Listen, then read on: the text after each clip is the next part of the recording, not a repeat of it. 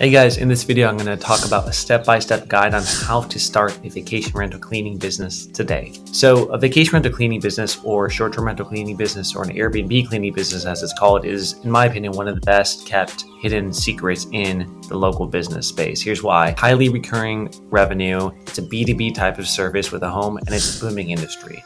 Like we've all noticed in the past few years, vacation rentals and Airbnbs have skyrocketed. More people prefer to stay in short-term rentals than hotels. What this means is that there's this huge demand of people who need a hotel standard cleaning, but not enough cleaning companies to service it. So if you could start a vacation rental cleaning company from scratch, you're ahead of the game and along with the curve.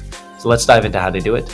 First of all, who am I? My name is Neel Parekh. I'm the CEO of a company called MaidThis Franchise, which is the first and only vacation rental cleaning franchise in the United States. We've done over 50,000 Airbnb turnovers and helped coordinate those. We've generated millions of dollars doing this business model, so I know it works, and there's some easy steps which you could follow to actually set an Airbnb cleaning company up yourself. So we're going to dive into it right now. First of all, let's talk about short-term rentals on a high level and what is short-term rentals and why does it matter. 50% of people have said as of 2022 that they prefer to stay in Airbnb versus traditional hotels, right? This industry has a 10% year-over-year growth.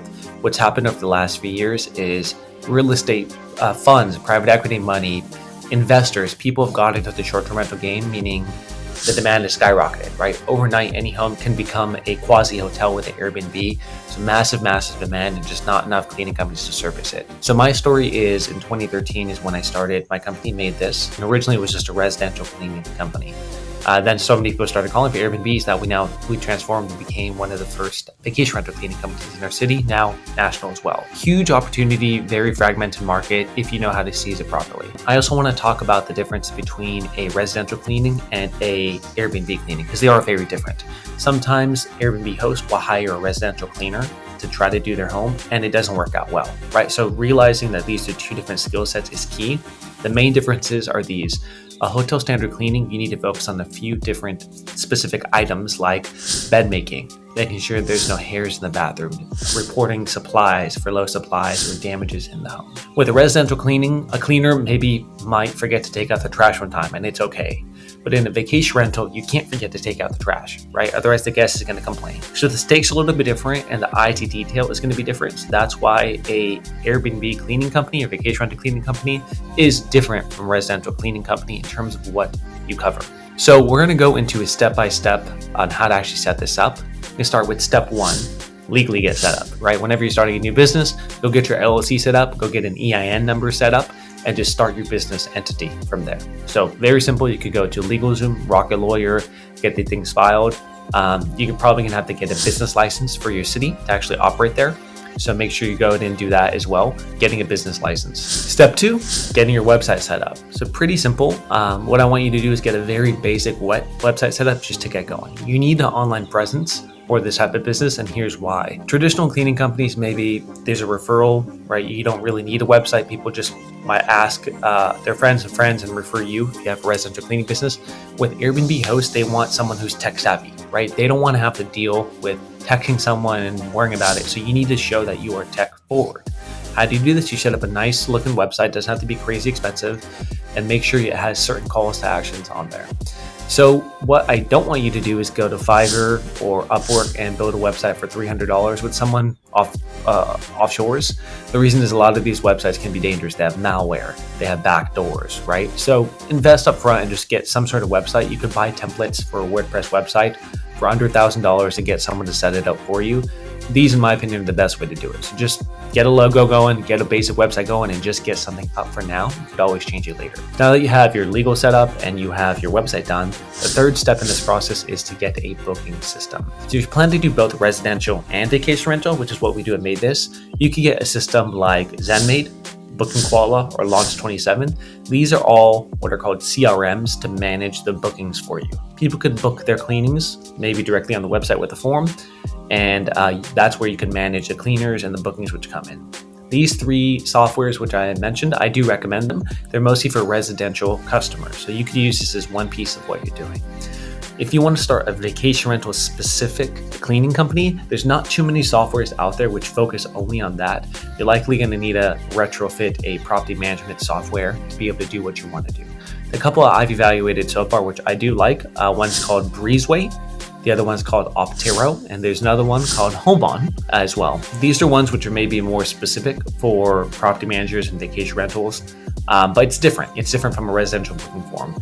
The cool part about a lot of these platforms, which are made for property managers for short-term rentals, is typically they can link into the host's Airbnb account or VRBO account or Booking.com account. So anytime there's a guest checkout, it should automatically schedule cleaning with you. Now, if you think about what Airbnb hosts value, they want automation. They don't want to worry about if something's scheduled or not.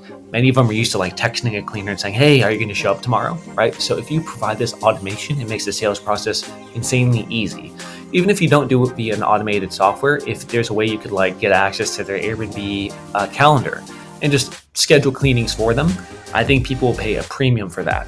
And there's ways you could do it by becoming a co-host on the property and set it up that way. So you don't necessarily need the backend software, which does the automation. You could have a basic piece of software, but try to get an automated booking and try to get the bookings on your plate. And I think that makes customers a lot stickier. Cool. Now we've talked about the first 3 steps. Let's talk about step 4 of how to set up a vacation rental cleaning company. And that is finding cleaners, right? How do you find the labor? So what you're going to do is you're going to go on Indeed.com, Craigslist, ZipRecruiter, any of these different platforms where you can find cleaners and post a job ad. Here's the key. The job ad needs to be killer, right? A lot of cleaners come from backgrounds where maybe they're not valued at work. Maybe it's just a very boring job description, like a Marriott hotel or something like that it's posting. So if you post a really cool job ad, which really speaks to them, they're going to be applying to your job, and that's how you actually attract them. Make sure you offer good pay for them, right? A lot of cleaners really value weekly pay. So paying them weekly, not every 2 weeks, is a big deal for a lot of this type of labor pool. And where you can find the job ad or know how to make it, I'm going to post a Twitter thread I wrote in the comments below. And that thread talks about how to actually set up your job ad, how to look at the funnel, everything around it. So check out that thread if you want to learn a bit more about diving in deep regarding the hiring funnel and recruiting funnel. What you're going to be looking for in cleaners, I love if they have a hotel standard experience. It's not necessary because not all of them do, but if you think about an Airbnb, it's more of a hotel than it is a residential home. So you might get people who are applying who are just residential cleaners.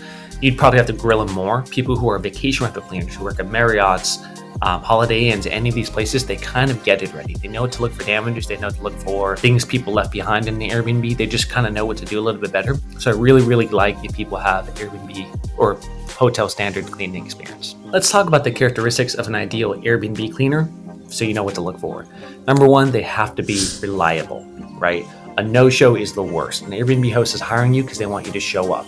If they have a same-day check-in and all of a sudden your cleaner calls out and you can't send someone, they're kind of screwed, right? They have a guest coming in who's going to be really mad at a dirty place. It's mission critical. So reliability is the number 1 characteristic you're looking for. How do you assess this? Through the recruiting process, you put the applicant through multiple steps. Let's say they have a call with you. You say, okay, call me in 2 days, or show up on this Zoom meeting in 2 days, and here's a calendar link. They need to prove to you that they're reliable. That's the biggest thing. Number 2 is they need to prove to you that they have really good communication. Here's why it matters. When you get into a short-term rental, there's a lot of things which you need to communicate back to the host about or back to you about. That's what the cleaner's going to need to do. For example, is there damage in the place? Are the supplies low? What's going on with the laundry? Are the guests still there? Are the keys not in the lockbox? There's a lot of variables which happen, and if the cleaner does not have good communication, it's going to be really tough. This is a little bit different from residential, which is more cookie cutter. You get into a home and you clean the place, right? It's a little bit simpler in residential. With Airbnbs, vacation rentals, there's more variables, meaning good communication is key. And that information needs to be relayed over to the host. Are you low on supplies? There's not enough toilet paper. The cleaner needs to tell you that because they're the eyes and ears. So good communication is critical. The last part is being good at cleaning. Notice I saved the quality for last because out of those 3, it's actually the least valuable compared to reliability and really good communication, because you could always teach someone how to clean well. There's certain things which matter as part of the cleaning, which I'm going to dive into, which is the checklist. So that's the next step, is building the cleaning checklist of what actually is going on in these short-term rentals. So why this differs from a residential property is there's certain things an Airbnb guest walks into and they're going to look at immediately and decide if the place is clean or not. And I'm going to tell you what those are. Number 1, the beds. Beds need to be absolutely pristine. So if you recruit someone to be a cleaner, make sure they know how to make beds, and I mean hotel standard beds. It's called a corner tuck, right? If you've seen a hotels, a lot of the corners are tucked in. It makes it look very clean. A guest, when they walk in, is going to check the bed first and see how it looks. If it looks pristine, a lot of the other things are going to take care of themselves, right? So beds are number one. Number two, Airbnb guests really care about the bathrooms and making sure there's no hairs there. All right, a residential home, the person is living there, it's their hair. It's okay if one gets missed. If a new guest for an Airbnb walks into the bathroom and there's hairs everywhere that's not theirs, it's kind of nasty. So a big emphasis on the bathroom and making sure there's no hairs is key in the checklist. Number three, laundry, right? In a regular residential home, you might not need laundry done. In an Airbnb, you always need laundry done.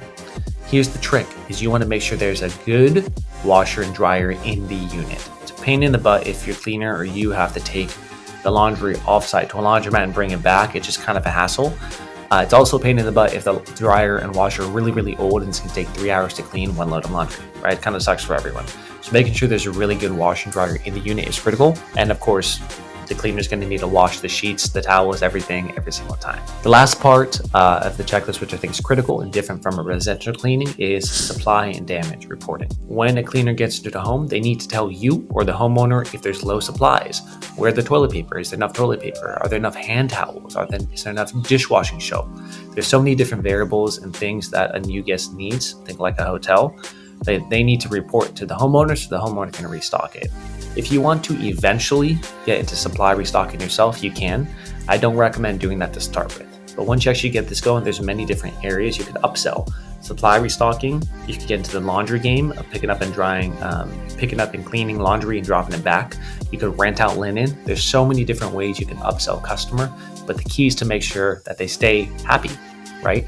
So set up your Airbnb cleaning business and your vacation rental cleaning business in a way which is ideal, which is automated, which is clean and reliable, and you're going to be in for hopefully a lot of money, a lot of recurring revenue. So if you like this and you're hearing this and you're thinking, hey, I might just want to do this myself but want more help, check out MaidThis Franchise. Like I said, we're the first and only vacation rental cleaning franchise that exists in the US. Been doing this for years, have all the systems created for you already. So click the link below to check out MaidThis Franchise and learn more if you want to start your own vacation rental cleaning business with all the blueprints already created for you.